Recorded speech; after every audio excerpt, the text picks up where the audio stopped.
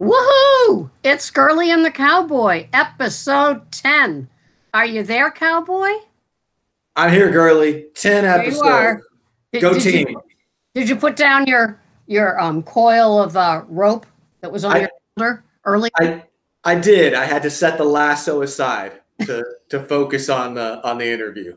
You just pull them in. You just pull them in like a trout fisherman. You pull in the viewers and the subbies, and you just there you have it. That's how you roll. By the tens. By the tens. I tell you what. Well, neither you or I are pregnant, so we won't have the same draw as other shows will and are having. We could pretend. We could have a hysterical pregnancy if you feel like it. Hysterical pregnancy? Yes. That's very good. That's very good. Yeah, you're witty. That's that English degree. There you are. There you are. Coming in handy. All right. So we each assigned each other videos, and so that's all we got. We decided to not do any more topics because do we ever keep to script anyway? Yeah, after we've done 9 of these, and I always write a list of things to go through, and the list never has anything to do with what we end up producing. So this, on our 10th try, I did not write a list. We'll see what happens. We'll see what happens. I know. Really, let's see. Sorry for drinking when I've got the big screen. So this assignment from me was a Human Performance Outliers, often referred to as HPO. And it was with Sean and Zach interviewing Gary Taubes. But it's not really, neither one of them really interviewed. They just let Gary talk, and then they would comment. Right. And then his assignment to me, what's it called, MD? The Low Carb MD podcast. The main guys on that are Brian Linsky's and Tro Kalasian, but it also involves Jason Fung and Megan Ramos in some way. That's a little bit less clear to me by the week. Yeah, the ones that the founders with the big names just are too busy now. Yes, exactly. I really get the idea that Jason Fung wants to be involved in podcasts, but has lots more important things to be doing with his time, and so he can't. So he kind of lent his name and supports it, but it's really Linsky's and Kalasian carrying the load over there. But the interview that I specified for you was with Georgia Eden. I hope there was one part in particular that I'm hoping to get your feedback on. But where are we starting, Girlie? I don't know. It's not it's not ladies' night here at the old the old saddle up and tie up your horse and come on in. It's men's night. So you start. Okay, well, let's start with your selection, because the HPO podcast with Gary Taubes was one of their better. I mean, that podcast, we could take a second and say, what a great podcast. Sean Baker and Zach Bitter do a great job of attracting a wide variety of very informed and informative guests. And so I think when you and I started this series, our favorite podcast, for both of us, was probably Biohackers Lab, and that may still be true for me. I don't get up every morning and say I must know what my favorite podcast is today, but I gotta say HPO is really becoming one of those can't miss podcasts, right along the lines of Biohackers Lab.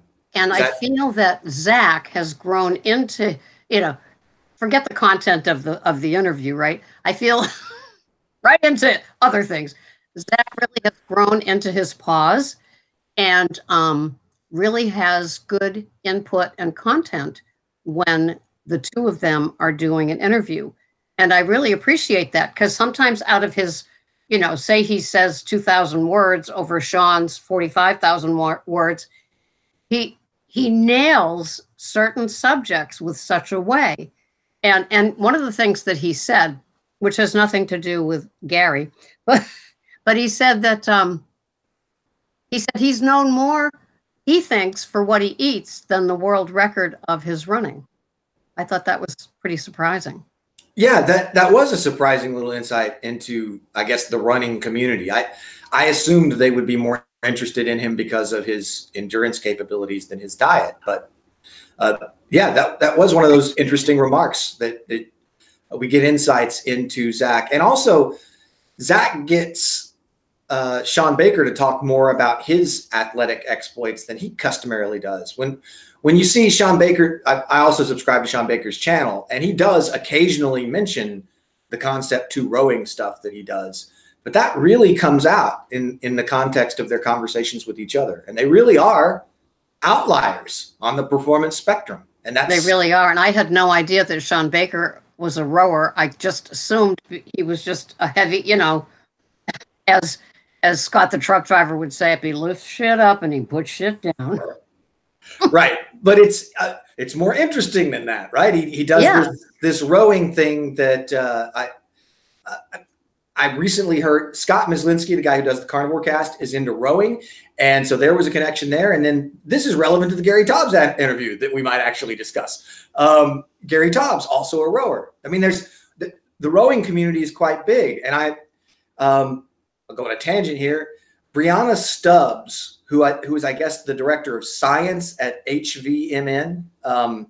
She was a rower at Oxford before and did as she was a university student, she got involved in a study involving ketone esters for athletes. She was only eligible because she was training so many times per week. So she got involved in this research project.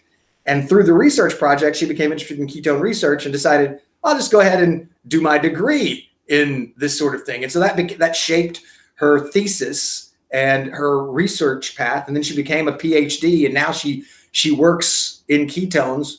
But she started out as an athlete, a rower, who was just taking ketone esters. So rowing does come up with surprising frequency, considering I've never done it and never had any interest in it.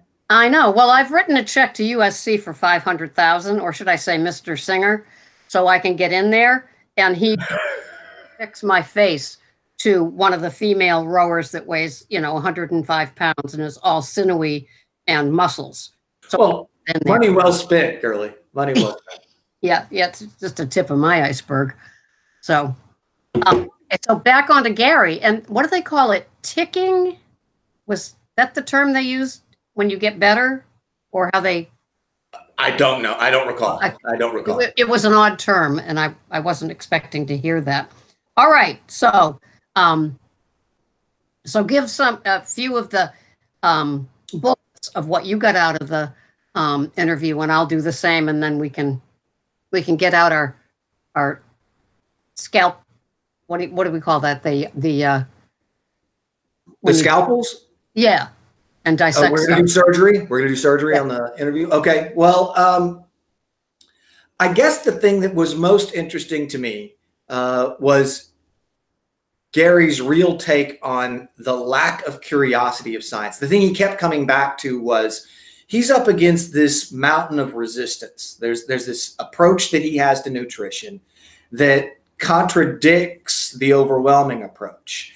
And this comes up right at the beginning of the interview, but it becomes a theme throughout. He points out that Sean Baker is a black swan, right? I mean, this is a term I learned from Ira Cummins, but if you're an English ornithologist in the 19th century, you're convinced that all swans are white. There's no black swan. You just say that. And then someone reports to you, I saw a black swan. And you say, there's no such thing as black swans. You saw a black bird that looked like a swan.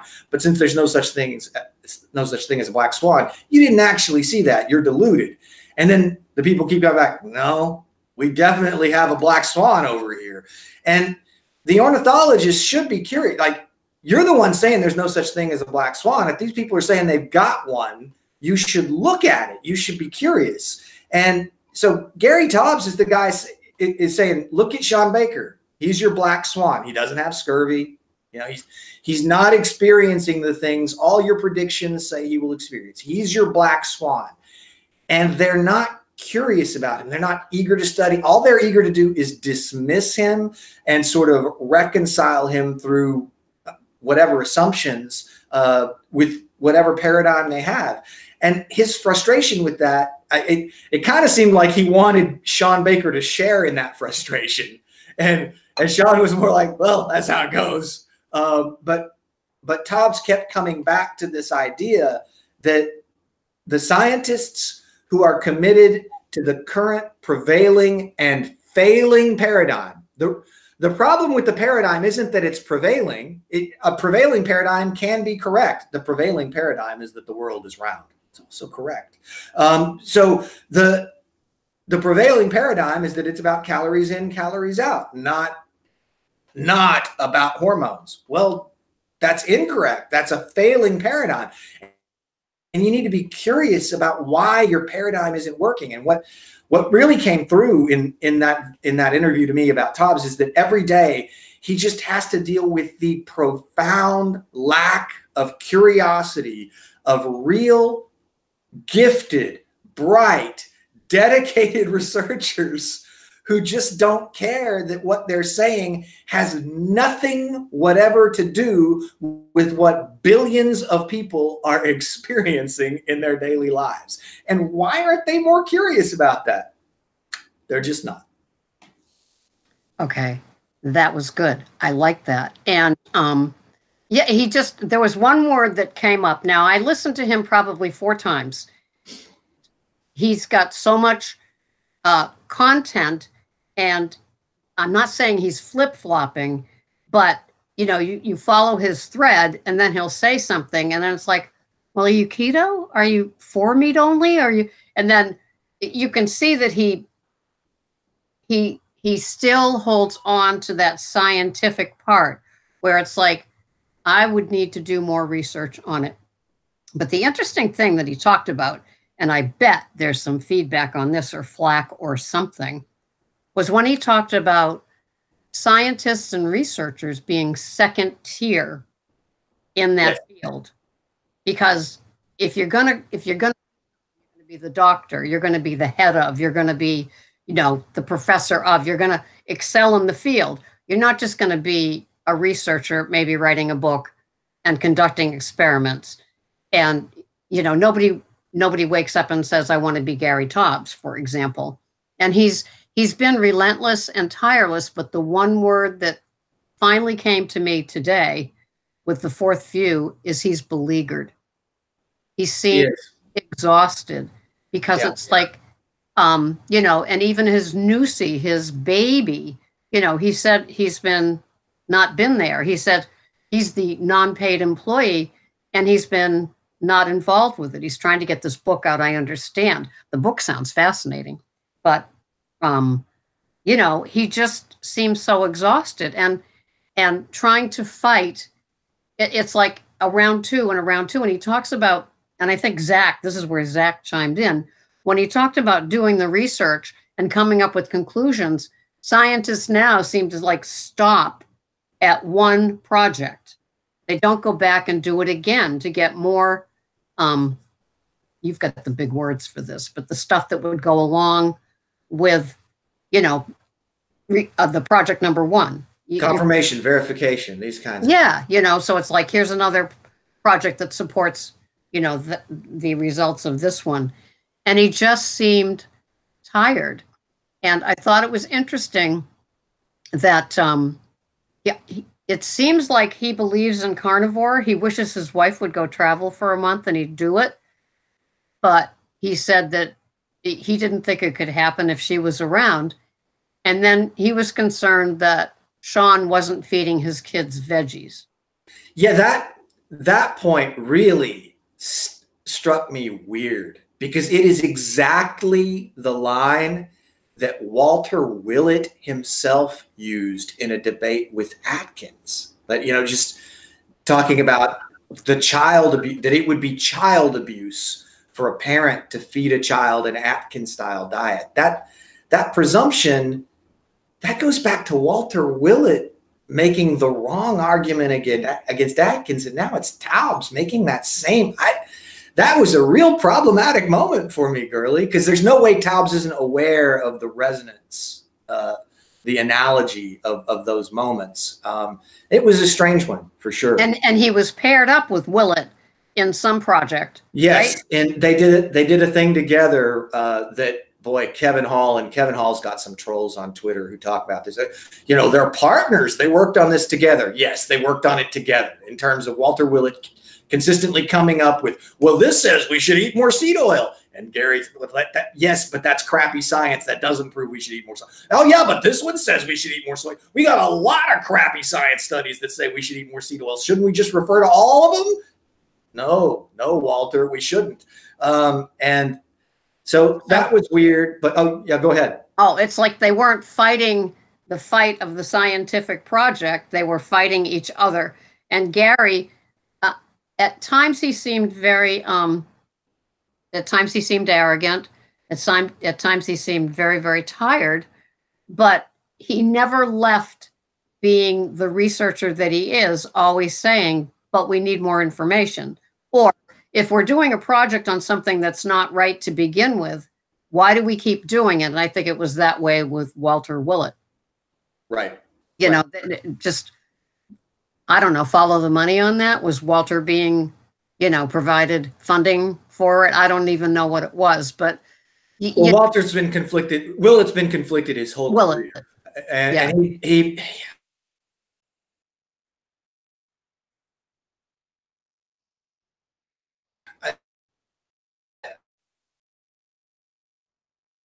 stairs to drink corn oil every day. He thought that Americans would be healthier if we drank. I mean, he advocated drinking seed oil for health. That's the guy who taught Ansel Keys, who became the bridge to Walter Willett, who is the guy who now tells us to continue with the soybean oil and the rapeseed oil. And it's that same model, and it's been out of Harvard since the 50s, since before the 50s even, but loudly from Harvard since the 50s. And it's just an unbroken chain of intellectually dishonest people who are committed to poisoning their fellow Americans with these plant-based oils that substitute for perfectly healthy, natural, evolutionarily appropriate, species-appropriate animal-based fats. Just, it's maddening.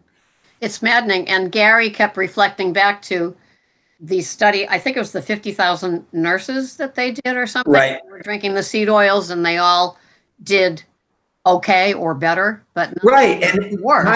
Neither Gary Taubes nor Sean Baker mentioned the key phrase that you need to in the context of that, which is healthy user bias. The person who is avoiding red meat because you tell them that red meat is bad for them is also avoiding smoking because you said smoking is bad for them, is also exercising regularly because you've told them exercising regularly is good for them. So if you're right about 7 out of the 8 things that you advocate as healthy, and a person who's doing all 8 of those things, well, how surprising that if you do 7, that if 7 of the 8 things you're doing are right, that's enough to offset the one thing where you're a little down. I just, I'm going to throw in an aside here, Girlie, that I'll try to link it. I'll comment on this and try to provide a link to it. Tucker Goodrich actually responded. He's Mr. Omega-6, Mr. Anti-Seed Oil. Tucker Goodrich on Twitter, always fighting the fight. And essentially his debate with Gary Taubes comes down to his claim that Taubes is too focused on sugar and that we need to be focused on the seed oils. And there's a lot of argumentation here. This gets complicated because you're looking at population studies, and Tucker Goodrich has some really great data from India from the middle of the 20th century that really bolsters his case that people should look into. But Gary Taubes took a moment in that interview to kind of address the Tucker Goodrich argument about seed oils. And he kind of went into, searched it well enough. He's too naive to comment on it critically. And it was an interesting part of the interview that didn't last very long. But Tucker Goodrich was so thrilled to see Gary Taubes engaging, even if he was dismissing it as he engaged it. Just, he was so thrilled to see Gary Taubes engaging it that he wrote a whole article saying, these are the 4 sentences Gary Taubes said that were pertinent, and I'm going to deconstruct all of this stuff. And so he did a great job with an article on that I will try to link to in a comment to this for people who are curious. So it was interesting to see them touch on that. And yeah, you're right. Tobbs is always trying to be the scientist who goes with where the evidence leads him. And so the evidence doesn't support this seed oil thing because if we look at Walter Willett's study of nurses, the ones who consumed a lot of seed oils seem to be healthier than the ones who didn't. But the ones who didn't consume the seed oils were the ones who disregarded the recommendations to eat more seed oils and presumably also disregarded the recommendation to curtail their sugar consumption, also disregarded the recommendations to get however many minutes of aerobic activity. I mean, the healthy user bias critique of that argument is so obvious, and I know both Sean Baker and Gary Tobbs are familiar with it, but I wish one or the other of them, or even Zach, would have just said healthy user bias. Let's make sure people who are unfamiliar with this concept understand. That's why Gary can say it's not conclusive evidence. It doesn't prove anything. You're damn right. It doesn't prove anything. It's epidemiological noise. Yeah, that's for sure. So it just, it's like all of these, it's like, I pictured this Willett pushing things through like Ansel Keys did what started as, what was it, a 20 country study, but it ended up because I think it was 22 whittled down to 7. Yeah. And, I guess if I was Gary and I was pitted against him, I just would say, no, thanks. If there's no sense in arguing because so much of the data is just like, it's like a wolf in sheep's clothing. And it's like, you don't even know what's underneath that mask. And it just seemed like so much false information. It just don't have seed oils. Then you don't have to worry about it. And that was another thing that I did like that Gary said. It's like, well, he was talking about something he doesn't even care about. And he said, well, I mean, I think it was seed oils. I'm not having them anymore. So I don't really care about them because, I'm not having them. So I don't have to prove that they're not good. Was it the seed oils that he's about? It was. He made that point, and it's a good point. I think he reaches the exact wrong conclusion. But he says if you cut out the sugar and all the starchy stuff and you're not shopping from the middle of the grocery store anymore, there's no seed oil left in what's on the edges because he's talking about eating produce and meat. So they don't put soybean oil into lettuce and they don't put it into ground beef. So if you're not going to eat if you're not eating the sugary stuff in the middle of the store, you're not going to be exposed to it. So he's not incentivized to think about it. But this is exactly the opposite of the point that I make, which is if you cut sugar if you stop drinking sugar, which is where I think everyone should start. I mean, everyone who gets this message and is ready should start by cutting out the sodas, the juices, the sweetened coffees, the sweetened teas. That's where all of us, I believe, that's the first step that all of us should take. And in my opinion, the second step we should take isn't to cut out the sugar in our diet that we eat. The second step we should take is to cut out the seed oils but it comes to the same thing because Gary says if you cut out the sugar, you're going to be cutting out the seed oils. My point is if you cut out the seed oils, you're going to be cutting out the sugar. But the reason I recommend it that way is people are then going to confront their sugar addiction. They're going to see, oh, so I can't have any foods with sugar already in them. And now I can still have sugar, so I will. And that will expose their sugar addiction to them. But there's no such thing as a seed oil addiction. There's no such thing as cutting out all the sugars. And with those sugars, you cut out the seed oils. And then, you just got to have a thimble full of soybean oil. No one ever goes through that. That's why I prefer to focus on the soybean oil. So that's a different thing. But there was a point you made earlier about Gary's ideas that really resonates with a figure named Brian Wansink, who's been disgraced in science. And this is what Tobbs says about Willett, is that Willett is essentially operating from the background of, in science, you're essentially p hacking. That's all you're doing. P is the value for which you are hacking. and you're going to figure out how to tilt your graph, how to represent your data in such a way that a person who doesn't know the data as well as you do will get the impression from the data that you want. And this is what statins do by focusing on relative risk rather than absolute risk. This is a form of p-hacking. It's just a way of making the data look like it supports a case it doesn't really support. And that's what Brian Wansink, a food researcher, admitted he did. I mean, he thought, well, this is what we do. He was bragging about it. Like, I can make any data say anything I want. And of course, that's what Willett does. He wants to make, he wants to promote a plant-based agenda. So now the trick is, whatever data I've got, his question is never, what does this data show us? His question is, how can I make people interpret this data in such a way that it supports a plant-based agenda? So what do I need to distort? What kinds of analyses and regressions do I need to run on these numbers to create a false impression in viewers? That's what got Brian Wansink in trouble, because he admitted that his whole career was founded on that. And he didn't even realize there was something wrong with that. He's like, well, everybody knows this is what you do in science. And Walter Willett hasn't made the mistake of admitting that that's what he does. But it is, according to Gary Taubes in this interview, it is his MO. Like, I just need data and I'm going to use it to support my pre-existing point. I'm not open to revising my opinion. I'm just going to always interpret the data in such a way that it further underscores my preconceived notions. And that was, I thought, a very honest, I guess, Sean Baker brings out honesty in his guests, no doubt about it. And I felt like Taubes was very frank in that interview about a lot of the sort of, I don't know, angst that he has to go through in dealing with this dishonest crowd of scientists. I got the sense that early on in his career, he thought he would be more accepted and make more of a dent in, our causes of eating right and, the sort of ketogenic carnivore diet. And I guess his frustration is evident. And plus, having to work on a project with somebody like this man that is cherry picking just the facts that he wants to, come up with his report, that would be exhausting.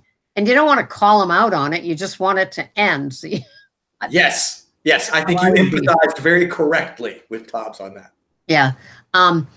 The next part about this, and then I think I'm running out of things that I got out of it, was the tiptoeing that we did around grass-fed versus feedlot meat, because of course we know who sponsors Sean.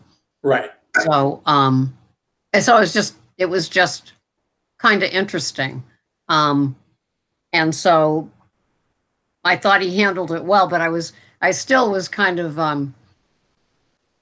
surprised, because actually he did a good job, because at the end Gary said he doesn't know. He just doesn't know. And which one's better. And I guess I'm getting exhausted from the information overload of, this is good for you, this isn't, stop this right away, add this. And it's just like, I don't know, I just keep doing my food the way that I'm doing it. And I buy foods that most likely don't have a label on them. And to me, that's the safest place I can be. Do you know what I'm saying? I mean, I love to listen to them, hoping that something, supports or validates what I'm doing. But after a while, I mean, it just seems so crazy. What's real, what's not? What's true, what's not? And the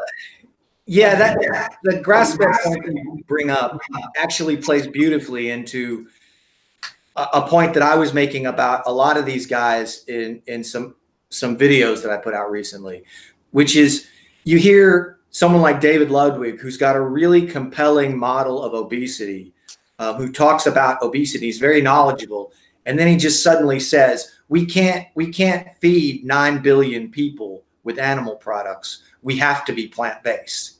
But that's not any of the research that David Ludwig has been doing. You don't know. That's just nonsense. You don't know. That may be true, David Ludwig, but there's nothing about your resume that suggests to me that you're the person from whom I'm going to get that truth. Why do you work that in? And just hearing Gary Taubes flippantly say, well, we know factory farming of animals is horrible. Well, there are a lot of things about factory farming that can be horrible, but actually in feedlots, if you look into what happens at a feedlot, a lot of the things that we think are terrible, that animals are being forced into small quarters, that's not true. By law here in the States, they have to provide a certain amount of space for the animals. Those cows are gathered in small, tight clumps because they choose to. They're herd animals who feel better that way. They've got all that space over there where they'd rather not be. So to say that they're pinned in, that's a distortion. To say that they're tortured. I've talked to J. Bart Simmons about this. He can run into trouble and not be able to slaughter his animals if at the time he shows up to the slaughter facility, anyone detects any stress put by his driver on the animals. There is a professor named Temple Grandin who has done great work on what we need to do to keep the stress level as low as possible on animals as we're killing them. And Gary flippantly remarked that, indicted factory farming as a whole. And it is more complicated than that. I love to point to J. Bart Simmons because he's a grass-finished rancher, right? There's nothing factory farm about his operation. But he didn't start that way. He started by like most ranchers, raising cattle on grass on his land until they were a year old. And then you sell them by the head to a feedlot that fattens them up and sells them from there. And that model, the results you get depend on the feedlot you're talking about selling to. And so I don't know. The flippancy with which David Ludwig says, well, we have to have a plant-based diet or we can't feed 9 billion people is exactly like the flippancy with which Gary Taubes says, of course, factory farming is terrible. It's not always terrible. Yet the way we factory farm pigs and chickens in this country is, I think, terrible, generally terrible. But the factory farming of beef gets a little bit more complicated than that. And I'm not ready to just tar everything with the same brush on that model. That's not to say that I support factory farming. I do support that I support meat. I support human health. I support doing what it takes to make people healthy. And if there are going to be elements of factory farming in that, I think that's more important than side considerations about this or that environmental concern, especially if the environmental concerns are coming from people who don't know diddly squat about the environment or how to measure it. That's what bugs me. If you're Frank Mitloner and you're telling me something about this, I'm going to listen. But if you're Leo DiCaprio, to me, Leo DiCaprio's opinion has just as much weight as David Ludwig's or Gary Taubes' opinion about factory farming. None of them know what they're talking about. I found it good, all good points. I found it very interesting that here's this scientist that won't come on board and say, it might not be about the seed oils, that some of them, people can still be healthy with them. But then he says when he's out there on that lonely highway number 5 that makes Kansas, it's so boring, it makes Kansas look exciting or something, however right. He said it. And then he said, and driving by a factory farm, beef factory feedlot, it smells. And so that was his reasoning. So that was it. That's all he needed to know, is that it smelled.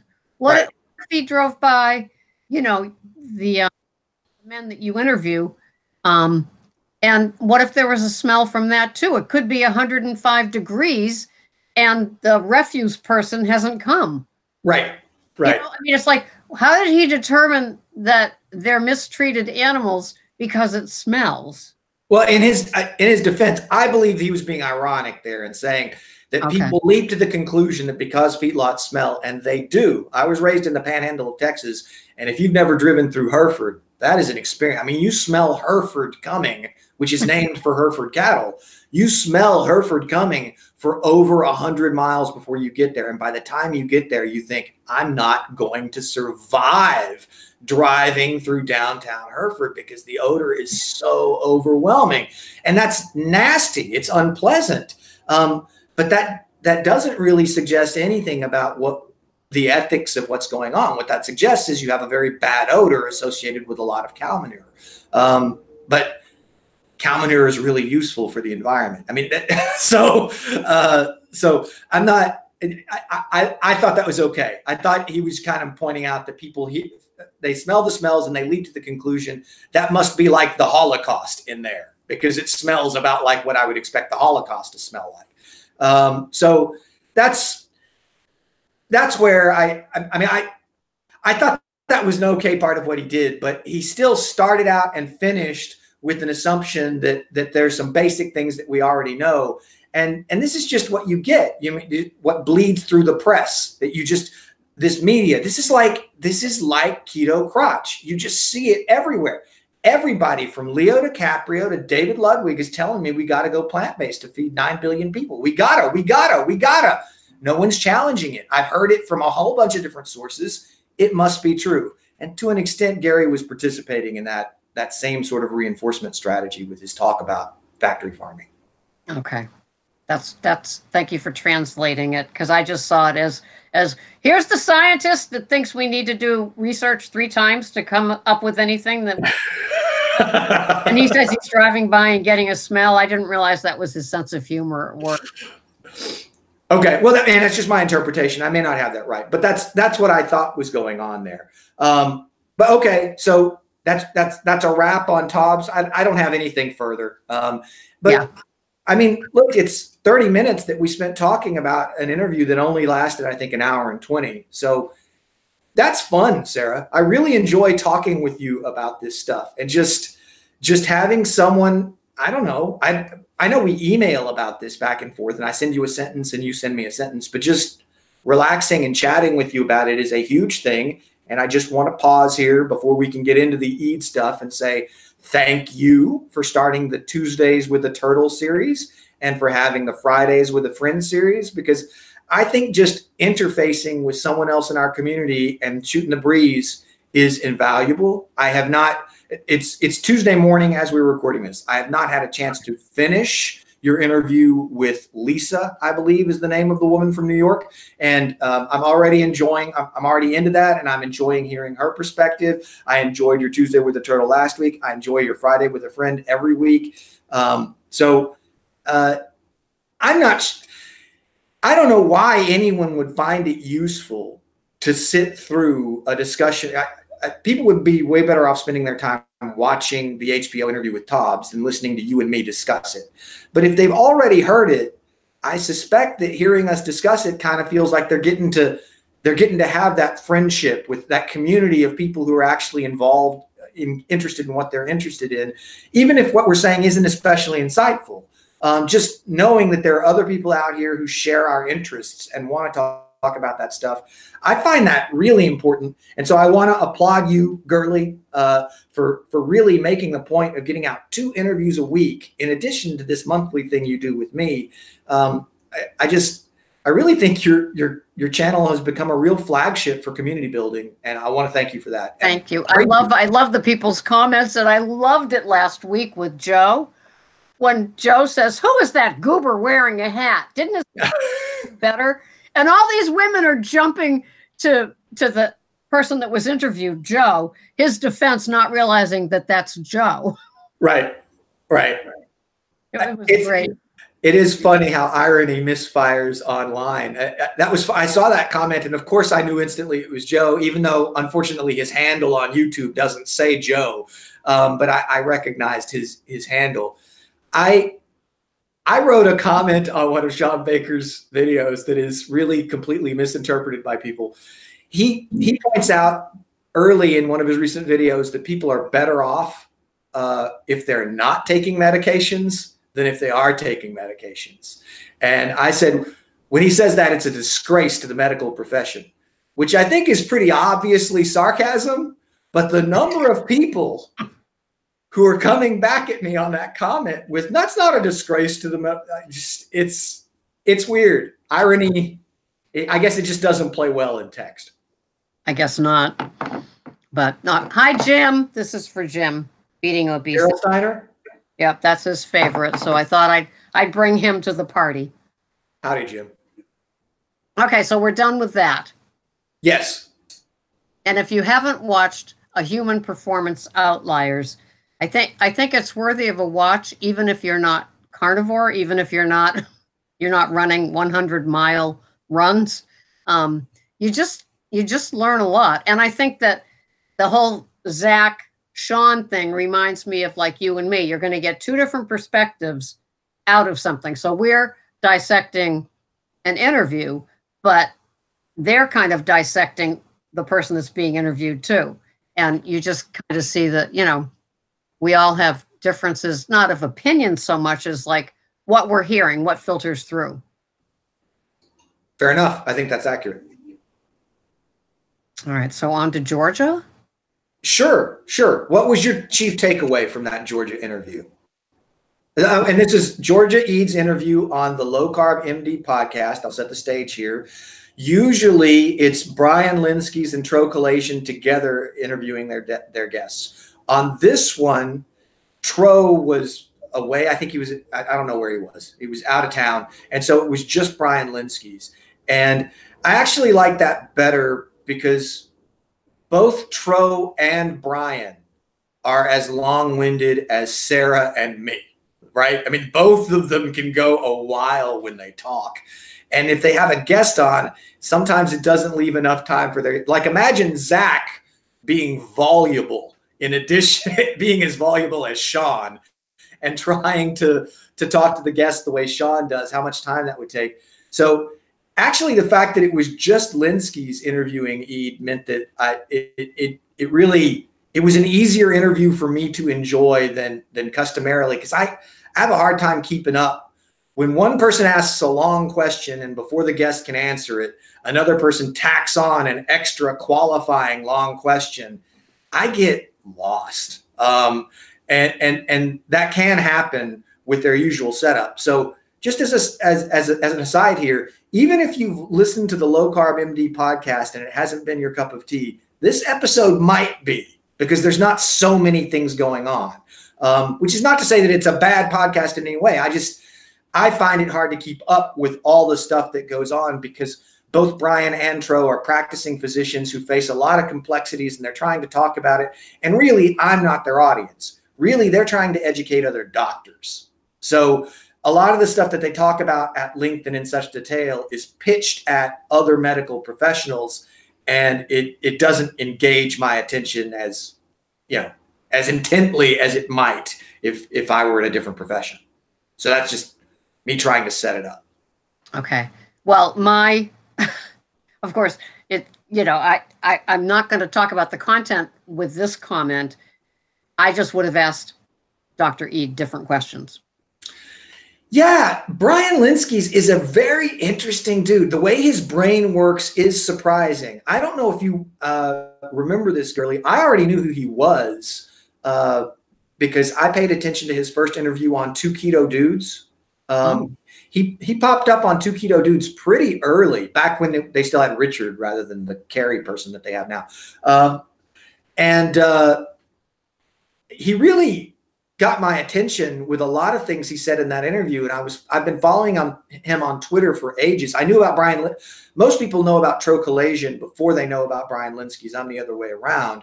And so, yeah, I've followed him for a while. And he's a pretty interesting guy, but his take on stuff is very unlike your take on stuff, very unlike my take on stuff. His approach to keto, his approach to nutrition, he's really more based in, I don't want to say a scattershot approach, but he's always emphasizing the importance of tailoring the approach to the individual. And whereas I think both you and I are more inclined to go to a sort of default species appropriate take on diet that you then tweak to make fit your life. He seems to start with the details and move back towards the generalities, which is a weird way of moving. But I mean, clearly it's working for his patients.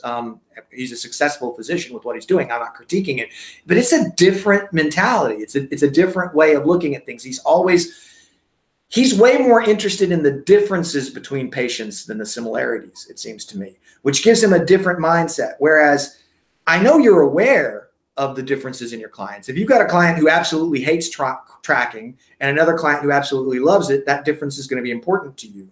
But you're still going to try to get them to do the same kinds of things in general.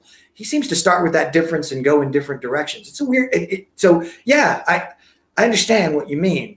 Weird questions. He has a different perspective, a different way of looking at things. I think that's fair. I felt that Georgia Ede was somebody that I would pick her brain about what she does and why. And clearly there were political reasons for leaving Harvard and leaving Smith and going on her own, which in the end is the best thing that can happen for her, right? Right. I can see these things as steps to become this wonderful consult. And now to have it in Massachusetts, there's a part of me that wants to call up and see if she takes my insurance, right? And you should do that, Girlie. I know I should. Okay. Maybe that's my assignment. Okay. You know, here he's got this woman that has so much wisdom and knowledge and experience in just finding her own groove in the world and becoming a carnivore, going, oh, how did this happen? All of those things. And I felt like he was reading from a script that he could have used for Walter Willett. You know what I mean? It's just like he wasn't pulling Georgia in. And I kind of felt bad because she wasn't utilized for her journey, which to me is fascinating. And, you know, how she had to kind of go with what I'm assuming, or maybe she said it, is that most students at Smith were vegan. And of course they're 22 years old. So, you know, they could be my granddaughter. And so, you know, her real forte will probably be menopausal women once she gets in her groove of what she does.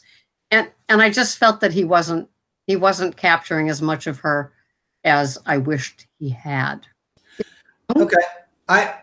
The reason I wanted you to hear that interview was because of the exit story from Harvard, the fact that there was a change in leadership in the psychiatry department. She's not she wasn't on faculty at Harvard teaching psychiatry. She was a psychiatrist, a campus psychiatrist for students who needed a psychiatrist.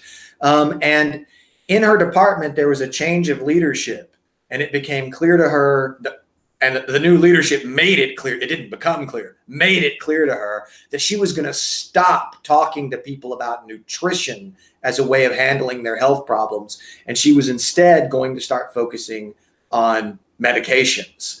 And this is the one thing that I kind of wanted to get in. It sounds like you've covered what you felt was important from the Ede interview. And so that was the important part for me, for you to hear. Why did she leave Harvard? Because it became verboten to talk about food in conjunction with mental health is why. That's a real telling thing about the way systems work and about the way Harvard works. I mean, Harvard has been more committed to this model than any other institution. So it does not surprise me. But the thing that I wanted to make a point about in conjunction with this is I'm gonna bring up an argument, one of my triumphs from Twitter. I won an argument with Tucker Goodrich on Twitter. It is very difficult to win an argument with Tucker Goodrich on Twitter, but I got him to concede. Mike won. Goodrich a million, you know. So whatever, but I actually got Tucker Goodrich to concede I was right and he was wrong on a point that I made to Tim, and Tim Noakes was watching. The thing that made this important was it was in a thread to Tim Noakes. And I was making the case that I had learned from somewhere else, maybe from Alan Watson on Twitter. I'm not sure about the source where I first learned this, but I confirmed it independently. In 1964, we in America changed the Hippocratic Oath. There was a whole paragraph in the Hippocratic Oath up to 1964 about nutrition, about the importance of using nutrition as part of the basis of medicine. That paragraph was struck from the Hippocratic Oath in 1964, a new standardized version. Now, this isn't as sweeping an argument as it might sound. Different schools had different versions of the Hippocratic Oath, but you can find the most typical version from the 50s and see this paragraph about nutrition and food and the importance of using food to regulate various symptoms. And there's not really a talk, much talk about chronic disease in general, but the language suggests that there's an awareness that, of course, if you chronically eat the wrong food, you're going to experience chronic disease. So that change in 1964 was something that I thought Tim Noakes should talk about in conjunction with the Flexner Report, which is a thing that he talks about from 1910. And this is not a conspiracy theory. This is a real thing. Carnegie and Rockefeller really did sponsor a guy named Flexner to go around to 9 different kinds of medicine. The allopathic doctors that are the mainstream now that use pills for everything, they were one of 9 different kinds of medical practitioners in 1910. And Carnegie and Rockefeller sent Flexner out to collect data on this. And it's pretty clear to those of us who follow the patent industry that Carnegie's idea was you're going to force people out of medicine who are treating holistically, who are treating functionally, who are treating problems as part of systems. What we're going to try to do is make it seem like the only true medicine is the one that requires patentable medications. And that's the pill for every ill society that we live in today is, I'm not kidding. It is a direct traceable result of the impact of the Flexner Report from 1910. And so I consider that Flexner. Tim Noakes always makes the point that this is one of the hugest developments in the history of medicine. And I think he's right. But I added to him that I thought another key moment would be this change in 1964 when the Hippocratic Oath took out this paragraph on nutrition. And now doctors consider, that's what makes it possible for, imagine if we still had that old Hippocratic Oath, right? If we still had that paragraph from before 1964 in the Hippocratic Oath, could the new leadership at Harvard say to Georgia Ede, stop talking to your patients about nutrition? That's beyond the scope of what doctors deal with. No, it's absolutely part and parcel of the scope of what doctors deal with. If we still used that kind of that language in our Hippocratic Oath, she wouldn't have any trouble at all. She would just, I can't talk to patients about food. Here's the Hippocratic Oath that I swore to and that you swore to, right? We're done with this conversation. But you take that paragraph out and it becomes possible for doctors to think that nutrition is an unrelated tangential field. And that's the real problem. That's one of the real problems that I think we've had as a consequence of this 1964 change, which when I said it happened, Tucker Goodrich argued that it was conspiracy theory and that never happened and that there was never such a paragraph. And we went at it and we were in this thread. And Tim, at the end, I cited my sources, Tucker sort of cited his sources, and Tucker conceded the point to me. And then Tim Noakes himself liked Tucker's tweet. Now, I don't think Tim Noakes knows who I am, but in that moment, he recognized that Tucker had admitted that this point about the 1964 change in the Hippocratic Oath, how important it is debatable, but the fact that it happened is not. That's a real change, and that's a real pity. And I think Georgia Ede's case at Harvard proves that it's not just a hypothetical pity. It really makes a difference. Good for you. Good for you with your Twitter. I know you love that Twitter tribe, and I just think that's great. You know your stuff, Mike. That's all I have to say. Well, But Twitter makes people better. I mean, look, I hate to advocate for social media because there's no one on this planet who loathes Facebook more than I do. No one. And I'm not going to get on Instagram, and I'm not going to get on Pinterest. And I think that social media stuff can totally dominate your life and run away from you. But it's so easy to use on your phone when you're standing in line at the grocery store. It's so easy to check in on Twitter for just 2 or 3 minutes without becoming the time sink that Facebook is. That, yeah, it works for me. And it lets me be in touch with, I'm in touch with George. I've talked with Georgia Ede, with Amber O'Hearn, with Tucker Goodrich, with Tim Noakes via Twitter. That's not going to happen on YouTube, right? So, and I've seen you get on Twitter and then you tweet something and then you forget your password and you come on Twitter with a new ID 6 months later because you can't remember how to get into your old Twitter account. Hey, that's one of my secrets. Come on. More coconut oil. So I totally respect that, Twitter isn't working for you, but for whatever reason, I do feel comfortable in that. Well, part of what makes me feel comfortable is that I just don't mess with the trolls. I just mute them. I mean, I get so much hate. I get so many vegans retweeting, distorting, attacking. And if I got involved in defending myself or arguing with those people, it would be a very negative experience. But I mute. I don't care. Make fun of me. I don't care.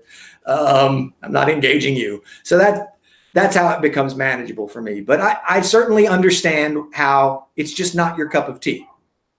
Well, it's not that. There's just not enough hours in the day to deal with everything that I love to deal with. I brought one of my favorite magazines is Men's Health. I brought it to work with me today, and I read it, over my entire shift, along with listening to the fourth time of Gary.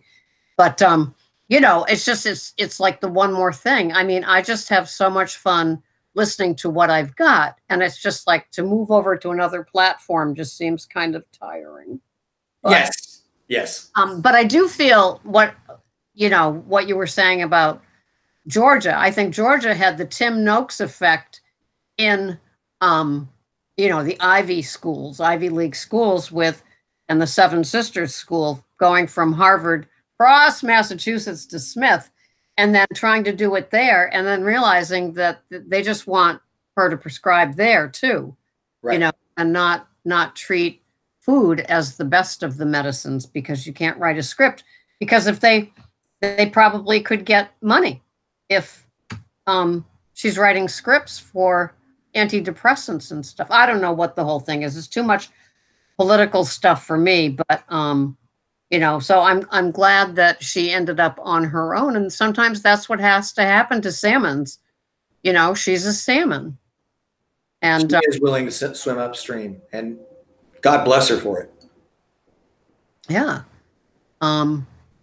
But those were great points, and I'm glad that you won with something like that. I know that you love your little wins like that. Well, yes. Twitter victories mean a lot to me. Yeah, that's what that's part of what keeps me going back. If I went to Twitter and and my whole experience was Tucker Goodrich saying "shut up" and I just shut up, well, it wouldn't be very much fun. No. Somebody, I don't know if you read all the comments that from Lisa's interview. But I do have a woman in California that watches it as her bedtime story. Okay. Because she's different time zones. So after it drops at 1 a.m., she watches it and then she goes to bed. And she said something like when she was signing off, she said, coming to you from a historic studio place in California or something like that. So you definitely have to go find it and comment because it was. I'll look for that one. That's cute. I will look for that one. Do you realize we're at an hour? Yes, it flies by, girl. I just look forward to these because we always have a chance to just unwind. It's been an hour. Yes. Are we dying?